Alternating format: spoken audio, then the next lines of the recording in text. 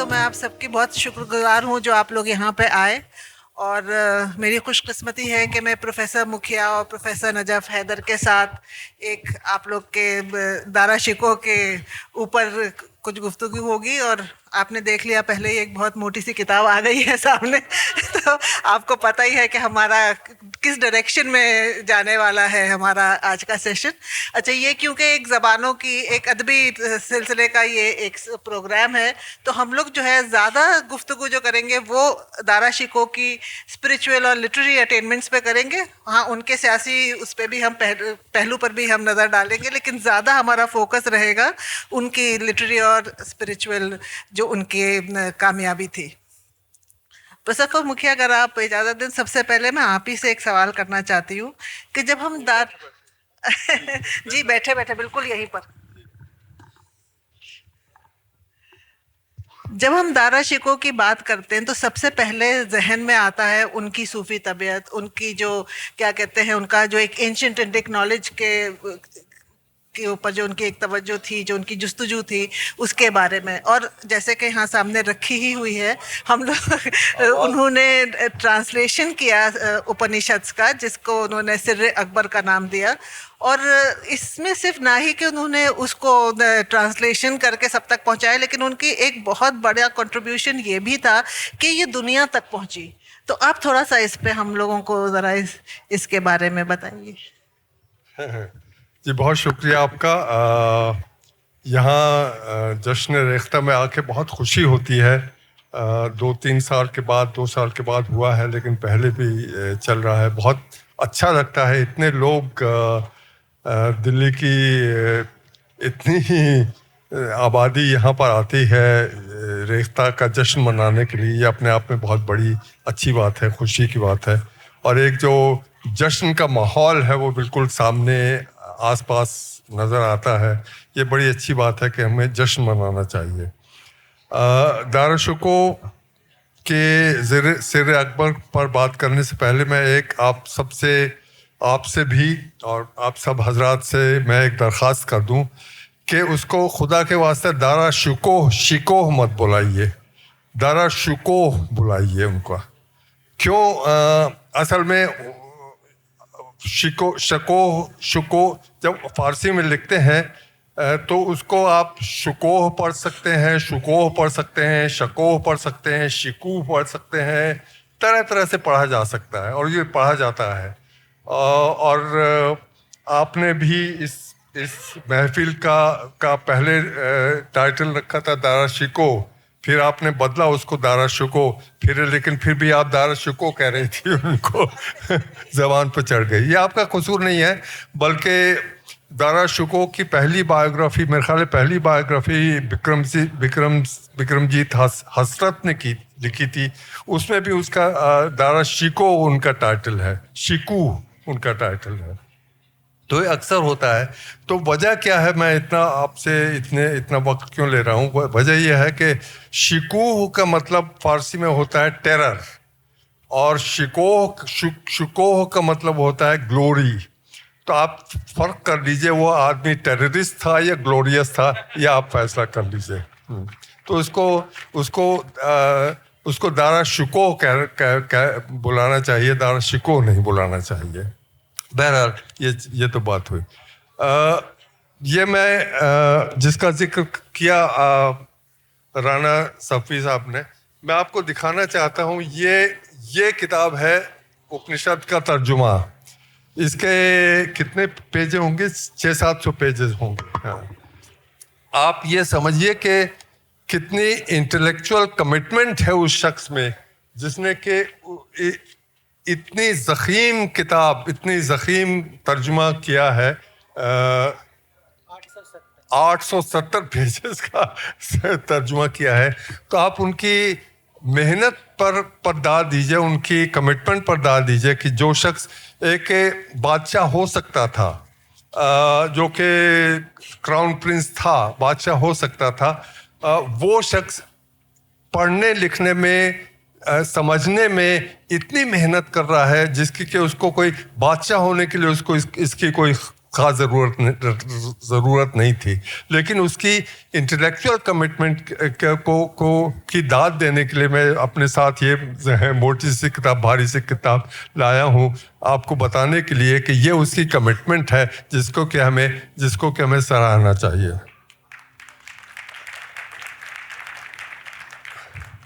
باقی سر اکبر کے مطلب کیا رہسیہ، مہتوپورن رہسیہ یا گمبھیر رہسیہ، دا گریٹ مسٹری. تو سر اکبر میں انہوں نے اپنشد کا ترجمہ کیا ہے، لیکن ان کے جتنے بھی تحقیقات ہیں اور تصنیفات ہیں، جتنے بھی ان کے ریسرچ کیا ہے یا لکھا ہے، اس میں اس کا مرکز ایک ہی ہے، ایک ہی نقطہ ہے، وہ ہے ہندو دھرم اور مذہب، اسلام کے مذہب کے میں جن کو کہ ایک دوسرے کے مخالف، ایک متضاد مانا جاتا ہے، مخالف مانا جاتا ہے، ایک دوسرے سے الگ صرف نہیں بلکہ ایک دوسرے کے ورودھ یا متضاد مانا جاتا ہے. یہ کیا متضاد تھے، اور اس کو سمجھنے کے لیے، ان کے آپسی تعلقات سمجھنے کے لیے، ان دونوں مذاہب کو سمجھنے کے لیے انہوں نے اتنی محنت کی اس کو سمجھنے کے لیے. تو نتیجہ ان کا دیکھیے، یہ پہلی بار نہیں ہے کہ دارا شکوہ نے اس تلاش میں نکلے کہ ہندو اور اسلام میں، ہندو دھرم اور اسلام میں کیا فرق ہیں اور کیا سملیرٹیز ہیں، کیا کامن سپیسز ہیں. یہ پہلی بار نہیں ہوا ہے، یہ کئی سطحوں پر ہوتا رہا ہے. سماج کی سطح پر ہوا ہے،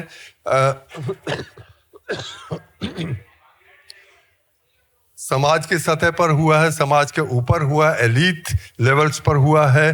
اکبر نے بھی اسی طرح کی کوشش کی تھی سمجھنے کی، جب اس نے عبادت خانہ بنایا تھا، یہی سمجھنے کے لیے کہ مختلف مذاہب میں فرق کیا ہے اور کامن باتیں کیا ہیں، ان کو سمجھنے کے لیے. آخر اکبر بھی اسی نتیجے پہ پہنچا کہ بہت زیادہ فرق نہیں ہے. اور صوفیوں اور نرنکاری سنتوں میں بھی آپس میں گفتگو ہوئی، اس کے بارے میں بہت گفتگو ہوئی، اسی بارے میں کہ ان میں ہمیں کیا فرق ہے. نرنکاری، خاص طور پہ نرنکاری جو کہ بہت قریب تھے، ان کے جو اعتقاد ہیں وہ بہت قریب ہیں. اس فرق کیا ہے؟ فرق بنیادی ایک ہی ہے کہ اسلام میں توحید ہے، صرف مونوتھیزم جس کو کہتے ہیں، ایک ایشور صرف ایک ہے، لا الہ الا اللہ. ایشور اللہ صرف ایک ہے، اس کے علاوہ کوئی خدا نہیں ہے، کوئی گاڈ، کوئی گاڈیسز نہیں ہے. پولیتھیزم کے خلاف مونوتھیزم کا یہ اصل میں تو دونوں میں ورودھ یہی ہے، یا فرق یہی ہے، ورودھ یہی ہے کہ پولیتھیزم ایک طرف ہے، اور پولیتھیزم صرف ہندو دھرم میں نہیں ہوتا ہے، دوسرے دھرموں میں رہا ہے پولیتھیزم، جس کے خلاف ایکچولی اسلام کا ادے ہوا تھا. تو اور مونوتھیزم صرف اسلام میں نہیں، مونوتھیزم یا ایک ایشورواد یا توحید، یہ دوسرے دھرم، سب سے پہلے کرسچینٹی میں اس کا یہ ظاہر ہوا، واضح ہوا. مونوتھیزم کا principle, God, Christ is the son of God, Christ کو ذریعے گاڈ نے سب کے سب سچائی، آخری سچائی، الٹیمیٹ ٹروتھ بتا دیا ہے، اور وہ ایک ہی سچائی ہے، ایک ہی ٹروتھ ہے، ایک ہی گاڈ ہے جس نے وہ سچائی بتا دی ہے. تو یہ مونوتھیزم کا پرنسپل، جس کو بعد میں اسلام نے قبول کیا، اسلام میں لا الہ الا اللہ، کہ وہی ایگزیکٹلی مونوتھیزم کا پرنسپل ہے کہ اللہ ایک ہی ہے اور کوئی پولیتھیزم کی کوئی جگہ نہیں، دوسرے دیوی دیوتاؤں کی کوئی جگہ نہیں ہے. تو پولیتھیزم کے خلاف جو مونوتھیزم کا جو کانٹیسٹ ہے، وہ صرف اسلام میں نہیں ہوا، وہ صرف کرسچینٹی میں نہیں ہوا, وہ ہندو دھرم میں بھی ہوتا رہا ہے. ہندو دھرم میں بھی بہت سارے بحثیں مباحثے ہیں جس میں کہ پولیتھیزم کو لے کر, مونوتھیزم کا پرنسپل, مونوتھیزم کو اصول کو قائم کیا گیا ہے.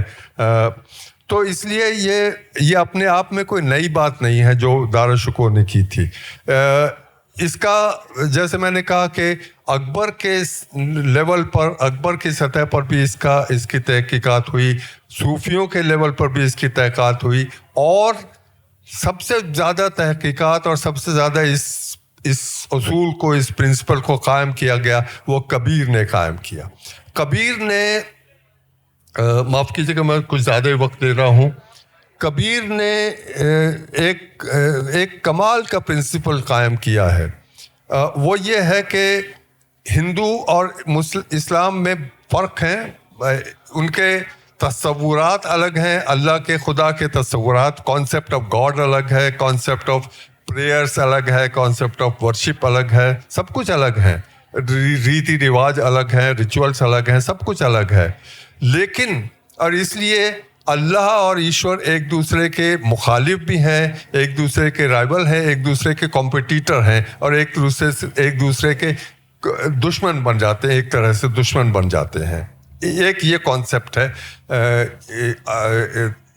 توحید کا, جس میں کہ ہمارے اللہ کے علاوہ کوئی دوسرا اللہ, دوسرا خدا, دوسرا گاڈ گاڈیس نہیں ہے. تو دوسرا گاڈ گاڈیس جس کو ہم ایشور کہتے ہیں وہ ہمارا مخالف ہے.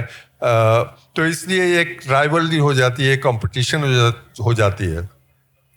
کبیر نے توحید کے معنی بدل دیے. سب سے بڑا کمال ان کا یہ تھا کہ توحید کے معنی بدل دیے. توحید کے اوپر اسلام کے اندر بھی بہت ساری گفتگو ہوئی, بحث مباحثے ہوئے, لیکن concept of unitary God, one single God, اس پر کوئی اختلاف رائے نہیں ہوا. اس جو گفتگو ہوتی رہی اسلام کے اندر, بحث مباحثے ہوتے رہے توحید کو لے کر کے, وہ اسلام کے دائرے کے اندر تھے. اسلام کے صرف دائرے کے اندر ہی وہ بحثیں ہوتی رہیں, مباحثے ہوتے رہے. کبیر نے, غالب نے بھی ایک طرح سے بعد میں, کبیر نے اس توحید کا, کبیر کا توحید سے کیا تعلق ہے؟ کبیر کا تعلق یہ ہے کہ ابو الفضل نے کبیر کو ٹائٹل دیا تھا موحد. موحد مینس جو کہ توحید پہ یقین کرتا ہے, اعتقاد ہے جس کا توحید پر, وہ موحد ہے. مونوتھیسٹ, مونوتھیزم اینڈ مونوتھیسٹ. تو کبیر ایک موحد ہے, اور وہ ان کی بہت تعریف کرتے ہیں موحد ہونے پر, بہت تعریف کرتے ہیں. ابو الفضل اس کی تعریف کرتے ہیں. اور ایک اور بڑی دلچسپ قصہ ہوا ہے اکبر کے زمانے کا ہی, وہ یہ کہ ایک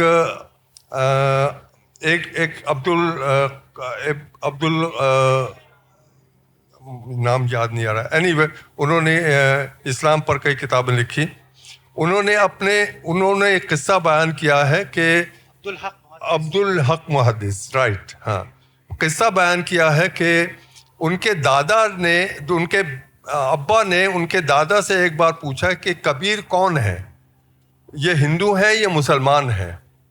تو ان کے دادا نے اپنے بیٹے سے کہا کہ کبیر نہ ہندو ہیں نہ مسلمان ہیں, وہ ایک موحد ہیں. تو بیٹے نے پھر پوچھا کہ موحد کون ہوتا ہے؟ تو اس نے, جو کہ نہ ہندو ہے نہ مسلمان ہے, موحد کون ہوتا ہے؟ تو ان کے دادا نے, ان کے ابا نے کہا کہ بیٹا ابھی تم چھوٹے ہو, ابھی تم سمجھو گے نہیں, جب بڑے ہو جاؤ گے تو یہ سمجھ آئے گی کہ موحد کون ہوتا ہے, جو نہ ہندو ہوتا ہے نہ مسلمان ہوتا ہے. تو کبیر نے ایک موحد کی ایک ایسی تعریف, ایک ایسی ڈیفینیشن قائم کی جو کہ نہ ہندو تھا نہ مسلمان تھا, یا کہہ سکتے ہیں کہ ہندو بھی تھا اور مسلمان بھی تھا. تو جو توحید جس کے وہ موحد تھے, جس توحید کا وہ ایکسپلین کرتے ہیں, اس توحید میں ایشور اور اللہ ایک دوسرے کے مخالف نہیں ہیں, ایک دوسرے کے دشمن نہیں ہے, ایک دوسرے کے ورودھی نہیں ہے. وہ کیونکہ ایک ہی ایشور ہے جو سب کا ایشور بھی ہے, اللہ بھی ہے. اس کو جس نام سے آپ پکاریں وہ ایشور بھی ہے, اللہ بھی ہے, وہ ایک ہی ہے. تو ایک رائیول گاڈس کی جگہ کبیر نے جو کانسیپٹ دیا ہے وہ ایک universal God, one God who is universal, who is common to both, common to all. So اس لیے چونکہ gods are not rival to each other, therefore we need not be rivals to each other.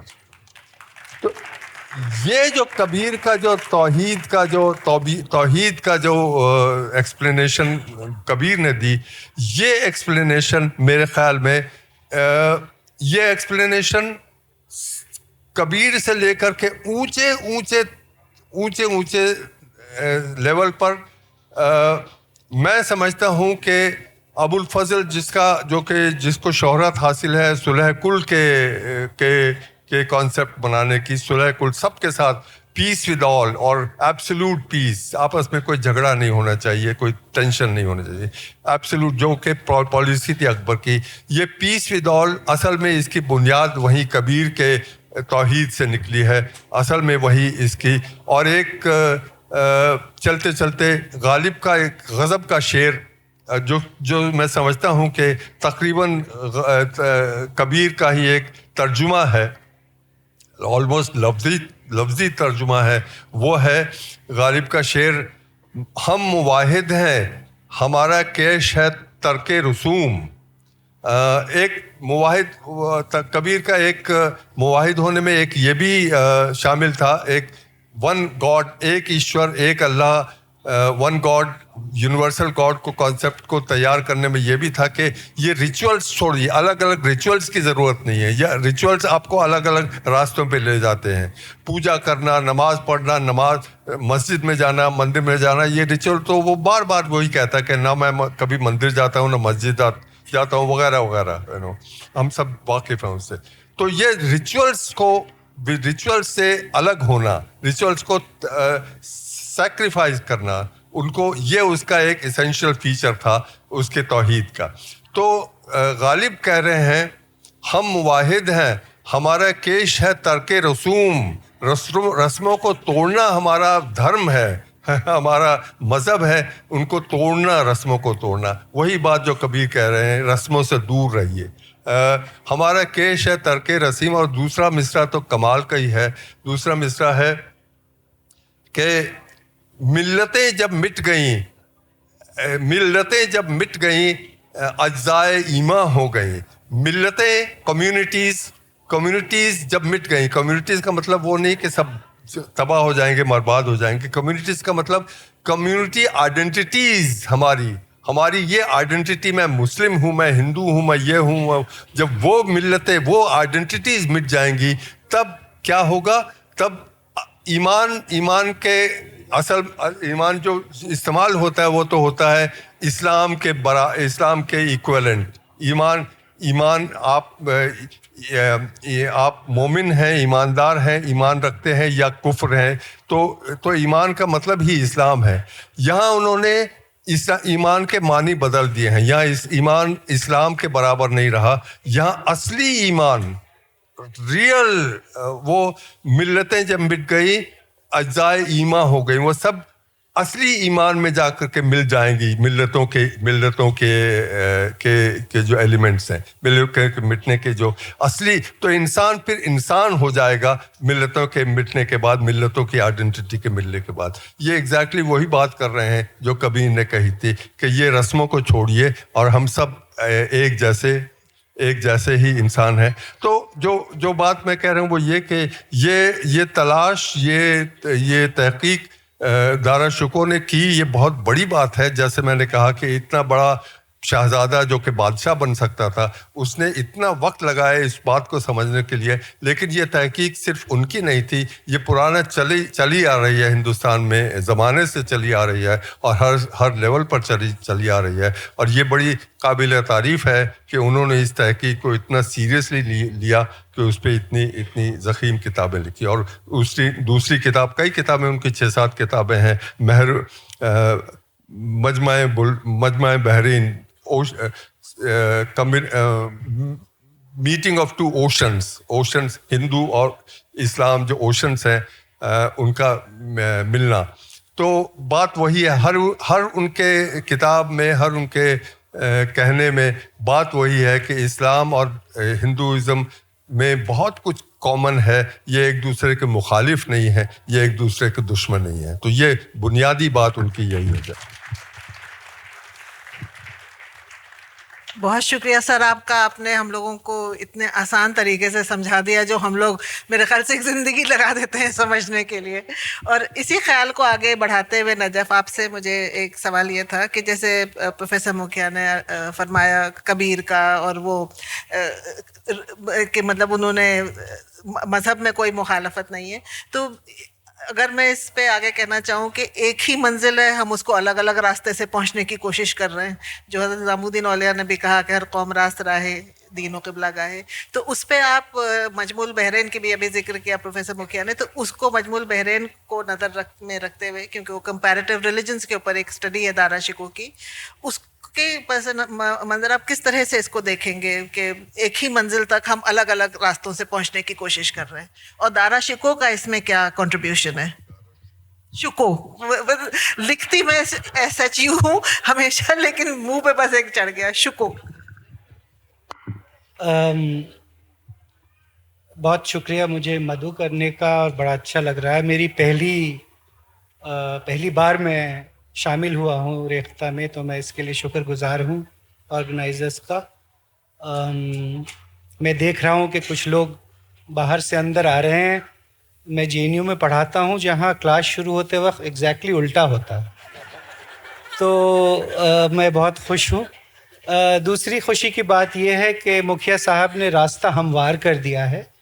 آپ لوگوں کو اندازہ ہوگا کہ ہر بڑی فکر کی, ہر مکتبہ فکر کا ایک پس منظر ہوتا ہے, اور وہ ایک دم سے نہیں شروع ہوتا ہے.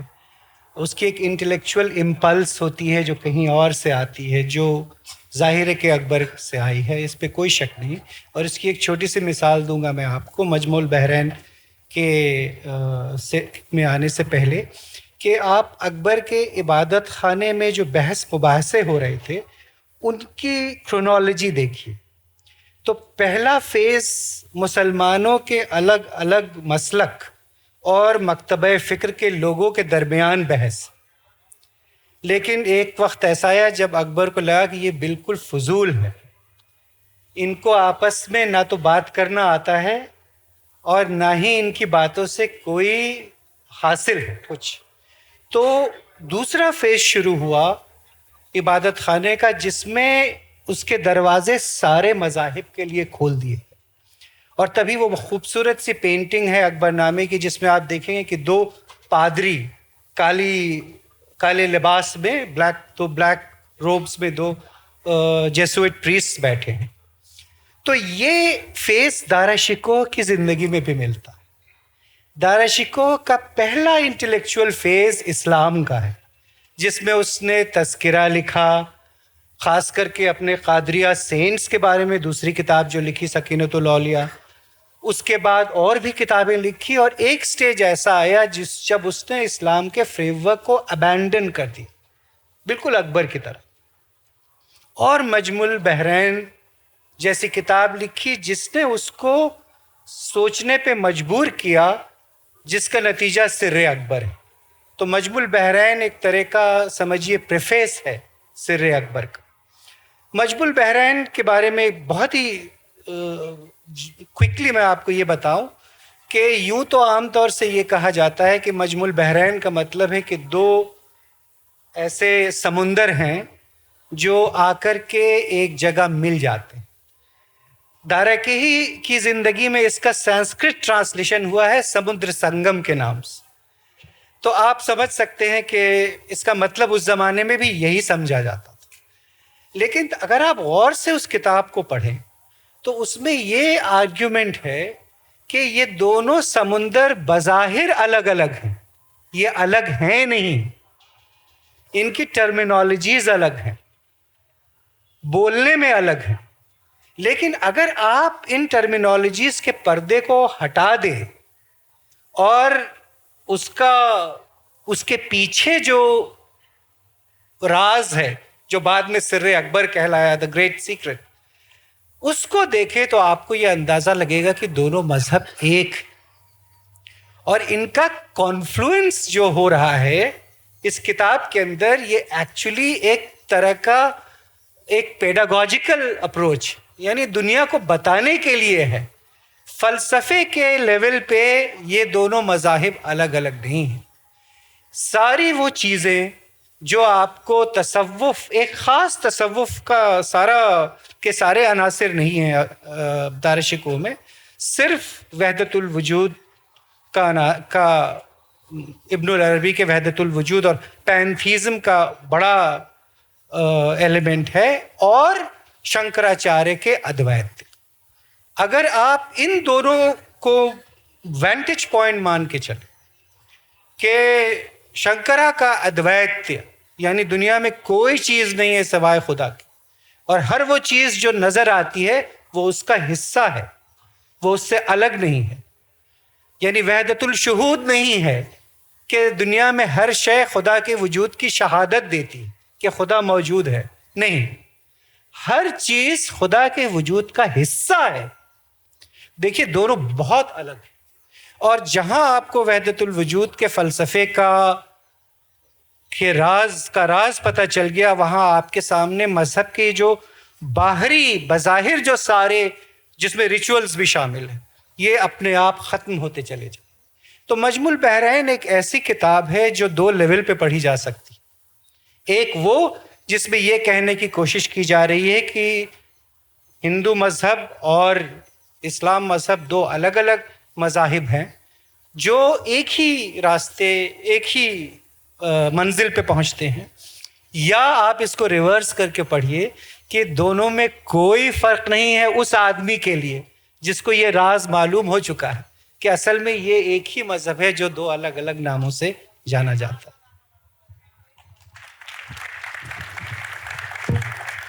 بہت ہی خوبصورتی سے آپ دونوں نے اس کے اوپر روشنی ڈالی.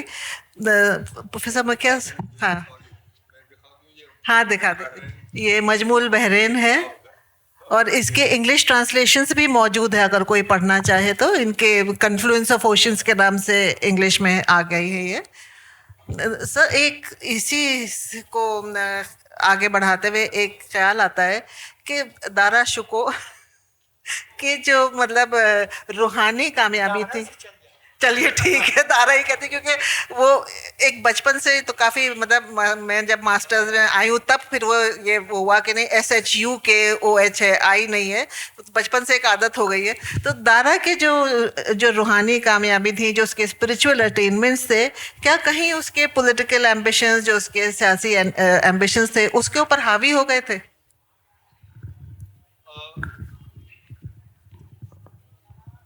نہیں، میرا خیال ہے، مجھے لگتا نہیں کہ حاوی ہو گئے تھے، کیونکہ آخر جتنے حکم اس کو شاہ جہاں نے دیے یہاں جانے کے لیے، وہاں گورنر بنایا، وہاں قندھار بھیجا، 3 بار قندھار بھیجا، وہ سب اس نے بہت ایفیشینٹلی نہیں لیکن کیری آؤٹ کیے. اور بادشاہ بننے کی بھی وہ تیاری تو اس نے پوری کی تھی. آخر لڑائیاں لڑیں اپنے بھائی کے ساتھ جو ہار گیا. تو مجھے لگتا نہیں کہ یہ اس کو ایک اس کا جو اسپریچول آسپیکٹ ہے وہ اس پہ حاوی ہو گیا تھا، اس کے سیاسی آسپیکٹ پہ.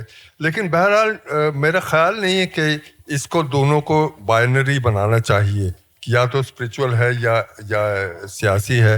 یہ دونوں ایک دوسرے کے مخالف نہیں ہیں. ایک طرح سے ان میں آپس میں ایک طرح سے ہارمونی بھی ہے جو کہ شاید ہو بھی سکتی تھی. ایک طرح سے اکبر نے قائم کی تھی وہ ہارمونی دونوں کے بیچ میں ایک حد تک یہ. اور شاید سب سے زیادہ علمی ہونے کے ناطے شاید دارا شکوہ اور زیادہ اس کو قائم کر سکتے تھے، مضبوطی سے قائم کر سکتے تھے. لیکن یہ کہ بادشاہ ہو کر کے آپ ایک ماحول بنا سکتے ہیں سماج میں، اپنے سماج میں، اپنے راج میں، جس میں کہ ایک دوسرے کا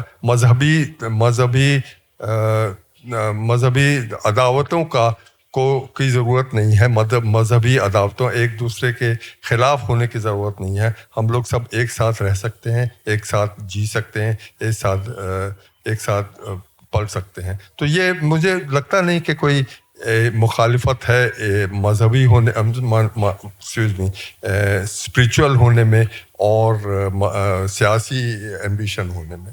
میرا آپ شاید پتہ نہیں آپ اتفاق ہے. میں اسی سلسلے میں آگے ان سے پروفیسر حیدر سے یہی پوچھوں گی کہ تو دارا جو تھے وہ ایک فلوزافیکل پرنس تھے اور فلوزافیکل سوورن بننے کی تیاری کر رہے تھے, تو یہ کہیں نہ کہیں ایک اکبر کی سے کنٹینیوٹی تھی. تو اس کے بارے میں آپ کچھ اگر روشنی ڈالیں تو.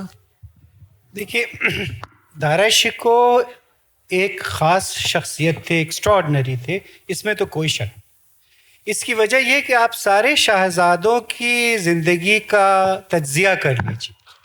اکبر کو تو زیادہ وقت نہیں ملا شاہزادہ بننے میں, وہ بادشاہ بن گئے, اور جہانگیر کو پورا وقت ملا اور انہوں نے اس کو خوب اچھے سے انجوائے کیا. یعنی جہانگیر کو پڑھنے سے اتنی چڑ تھی کہ ایک جونپور کے عالم کو خاص مقرر کیا کہ کسی طرح اس کو سکھاؤ. تو آپ یقین نہیں کریں گے کہ اس نے گولیوں پہ, کنچے جو ہوتے ہیں جس سے ہم کھیلتے ہیں بچپن میں, لیٹرز لکھے اور کہا کہ بیٹا اس سے کھیلو بھی اور پڑھو. تو آپ یہ دیکھیے کہ پڑھنے لکھنے میں دلچسپی اس طرح کی نہیں تھی جتنی دارا شکوہ میں تھی. شاہزادوں کو ہر طرح کی تعلیم دی جاتی تھی, علم معقولات, علم منقولات, سپہ گیری, لوگوں کو جج کرنا. جہانگیر کہتا تھا کہ کسی آدمی کی پورٹریٹ مجھے لا کے دکھا دو, میں بتا دوں گا کس قسم کا آدمی ہے, جو ایک فزیونمی یا قیافہ شناسی کہتے ہیں جسے. یہ ساری تعلیم دی جاتی تھی, لیکن یہ ایک بیس لائن تھی.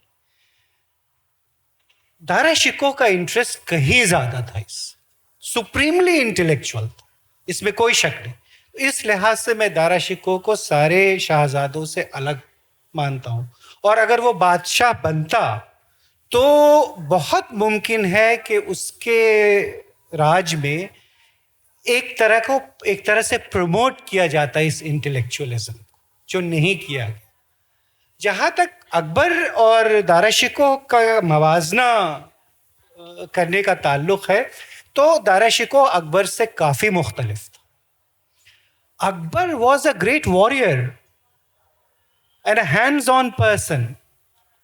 دیکھا لوگوں نے کہ بڑھئی کا کام بھی کر رہا ہے, ایک جہاز بھی بنا لیا جو جسے کیمل کہتے ہیں. اگر ندی میں پانی کم ہے اور کسی بڑے جہاز کو اتارنا ہے تو اس کے لیے ایک کیمل کا یوز کرتے ہیں, وہ بھی بنوایا. اور لڑائیاں لڑی, ہر طرح کی چیزیں ایجاد کی, منصب, جاگیر.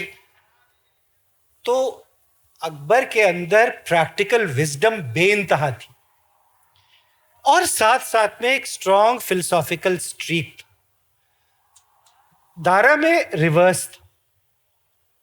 دارا واز اسٹرانگلی انٹلیکچوئل. لیکن بالکل صحیح کہا مکھیا صاحب نے کہ اس کو گورنرشپ دی گئی, اس کو قندھار کے کیمپین پہ بھیجا گیا.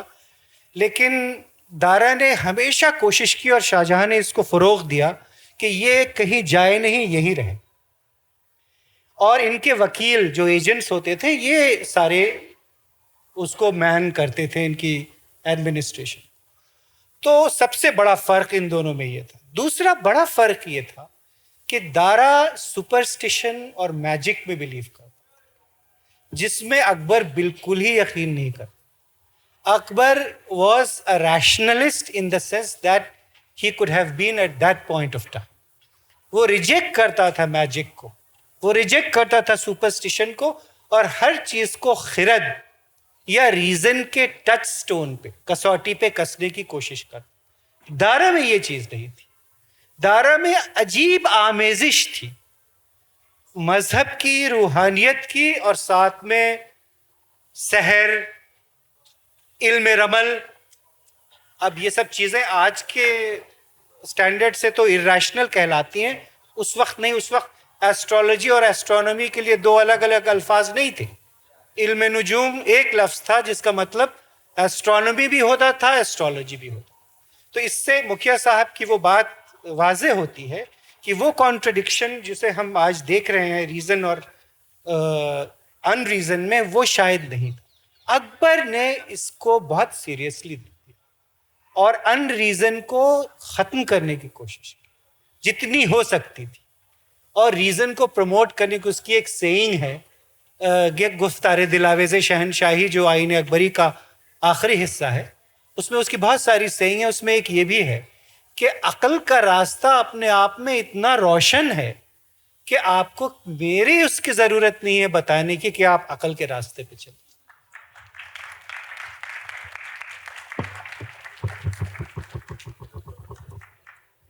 میرا آخری سوال آپ دونوں سے ایک ہی رہے گا، اور سر اگر میرا آخری سوال آپ دونوں حضرات سے ایک ہی رہے گا، سر اگر آپ پہل کریں کہ آپ بر صغیر میں دارا شکو اور اس کی میراث کو کیسے دیکھتے ہیں؟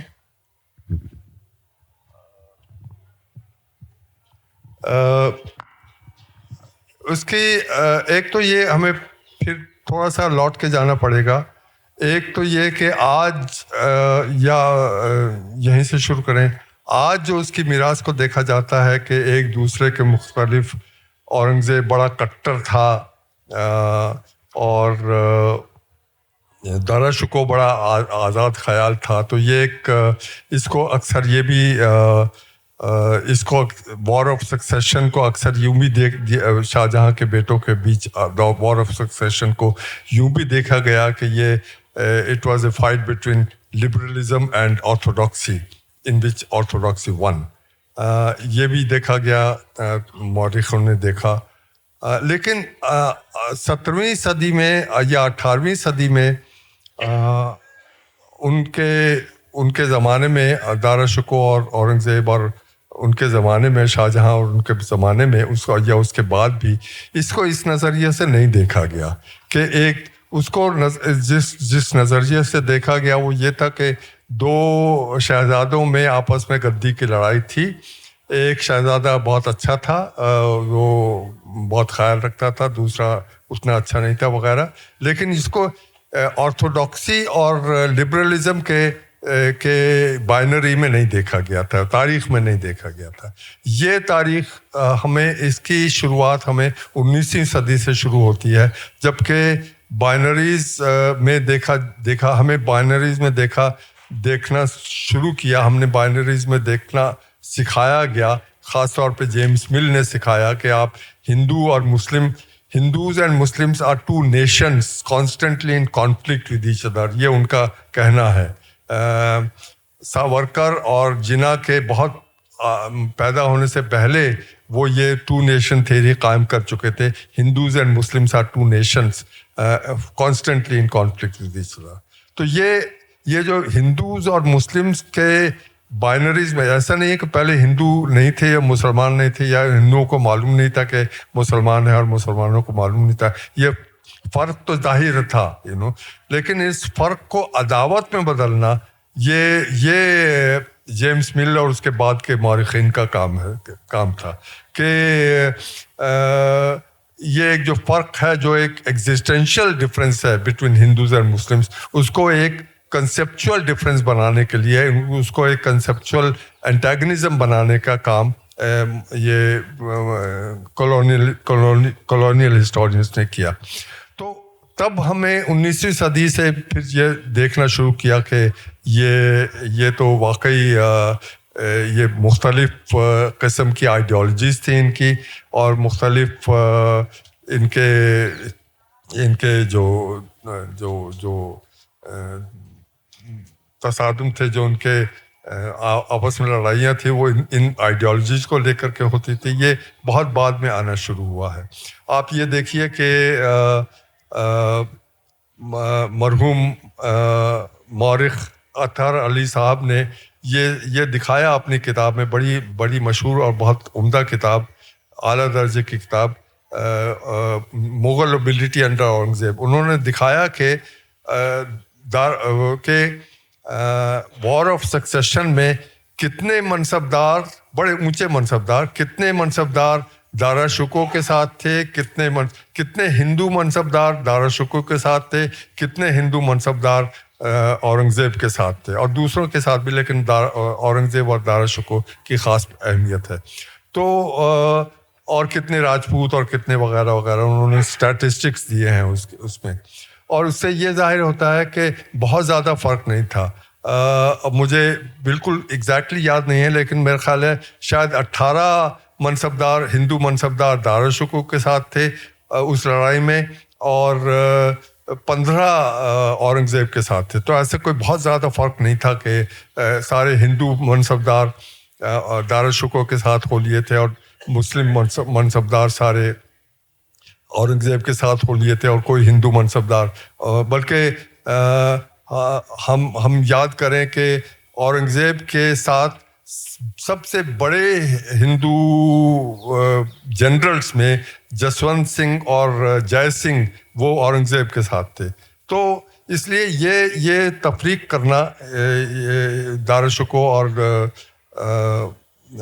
उसमें औरंगज़ेब के इस लिहाज से इस बिना पर कि वो एक ऑर्थोडॉक्सी का रिप्रेजेंटेटिव था और दूसरा लिबरलिज्म का था, ये बहुत बाद में शुरू हुआ है। लेकिन ये कि ये जो तफरीक है, ये बात सही है कि जैसे नजफ़ ने कहा कि अगर वो बादशाह बनते तो वो ये सब जजिया मुमकिन नहीं है, लगता नहीं है कि वो क्या करते क्या नहीं करते कौन कह सकता है, लेकिन लगता नहीं है कि उनके मिजाज से, जिसने उपनिषद की इतना बड़ा तर्जुमा किया हो और मजमुअल बहरैन के किताबें लिखी हों, वो जजिया लगाते और वगैरह वगैरह ये सब मंदिर तोड़ते, लगता नहीं है। तो मुमकिन है कि ये थोड़ा सा फ़र्क होता, लेकिन राजशाही के अपने डिमांड्स होते हैं, वो तरह तरह के कॉम्प्रोमाइज़ भी कराता है, और इसलिए जो on the face of it यही लगता है कि इख्तलाफ थोड़ा सा फ़र्क तो रहा, तफरीक ज़रूर